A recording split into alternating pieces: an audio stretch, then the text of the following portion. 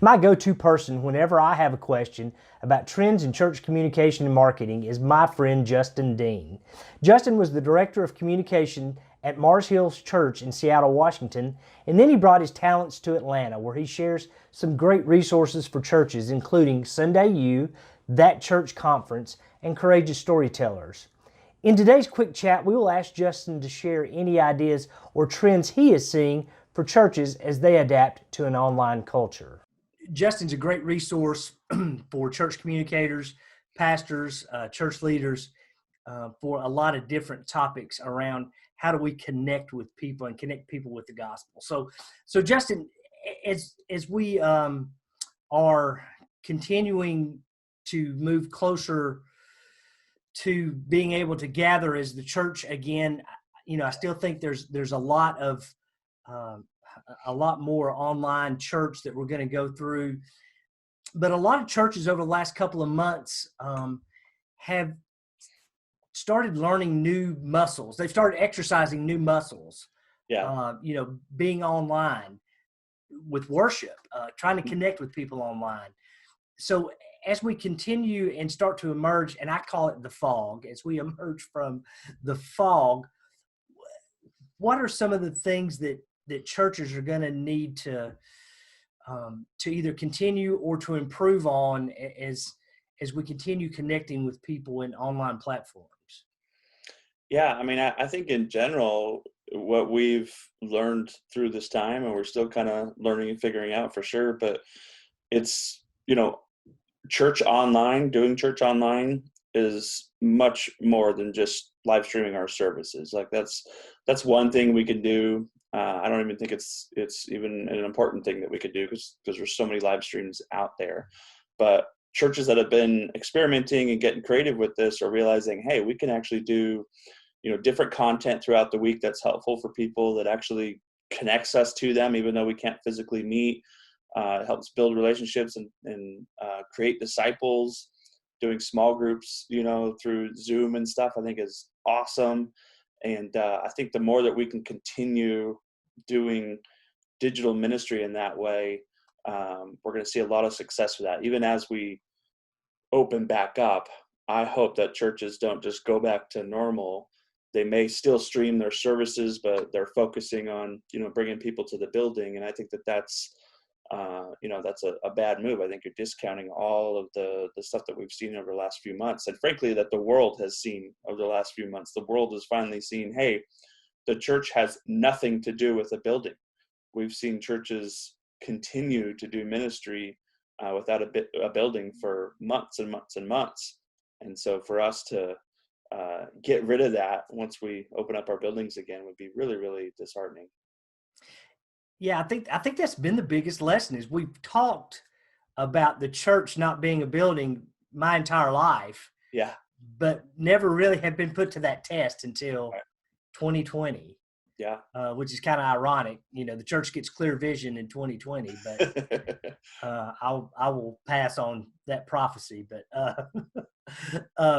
so what do you think a church that has just started this idea of online connection and online discipleship, what's a next step for them as they continue to grow that online? What's a thought about that, Justin? Yeah, I think, empowering your team to be online more, I think is a start.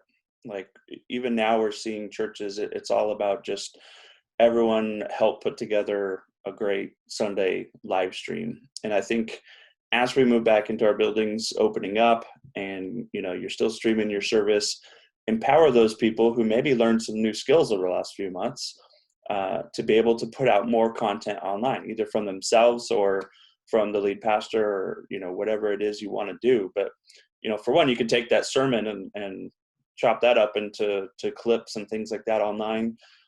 People are literally searching YouTube for, questions like, should I have an abortion, or how do I read the Bible? We know this because you can look up what they're searching and how many people are searching for these things.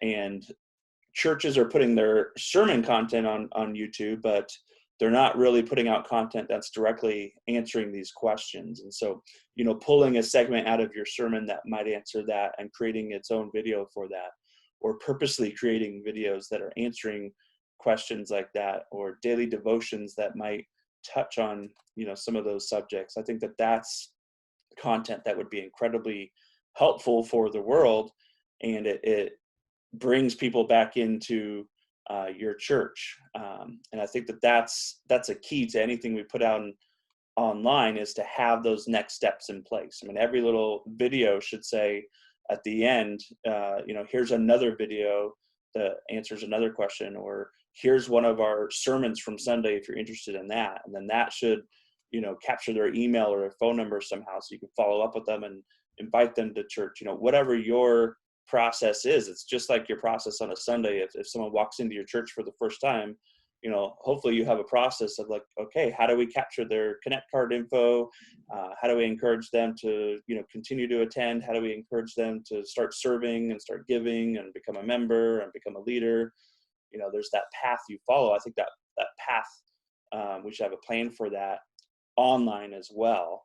And I think that that's huge, because churches still view these online viewers as just kind of like a secondary thing that we do. We might reach a bunch of people and we get a bunch of likes, and yay, that's great. But I think now is the time to say, hey, there's a real opportunity here. These are real people watching online. So let's have a plan for their next steps in the discipleship process, and maybe the church attendance process, and however you want them to go down that path.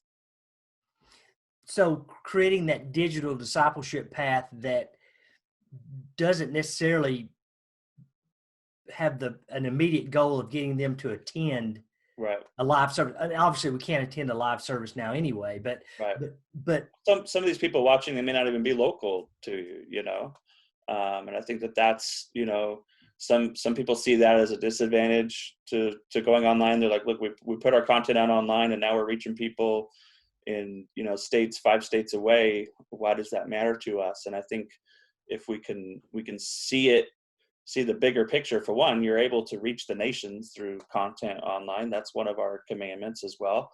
And so that's an opportunity there. We don't want to steal people away from other churches, but that's an opportunity to get them involved in other churches. And if that doesn't make, your church happy, being able to expose people to good gospel-centered content and then drive them to a church, even if it's not yours, that should make us happy. That's what we're commanded to do. We're not commanded to bring people to our church. We're just commanded to tell people about Jesus and create disciples.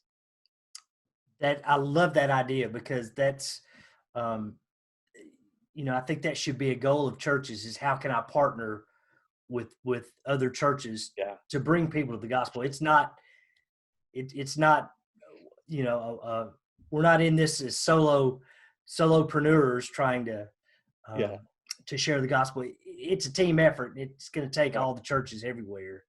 And I get it. I mean, we have tangible needs. I mean, you need so many donors and things just to be able to continue what you're doing, online or offline. And I understand that. And so that can be a part of it. Sure.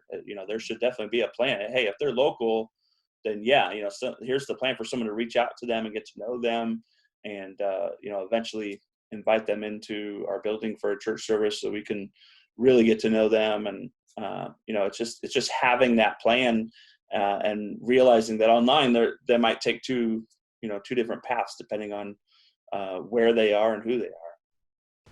I want to thank Justin for sharing how we should continue to push the envelope as we continue to lean into the digital culture. I also want to thank Justin for all he and his team do to equip churches, and for responding to my calls for help. We want to share your ideas or address your questions about how we can connect with people in our digital culture to share the gospel and to baptize and grow disciples of Jesus Christ. Please feel free to email me at mark@churchcmo.com with your questions, ideas, or insights. We at Church CMO believe that the local church is the catalyst for change in their community, and that you can change the world connecting with one person at a time. Let us know how we can help.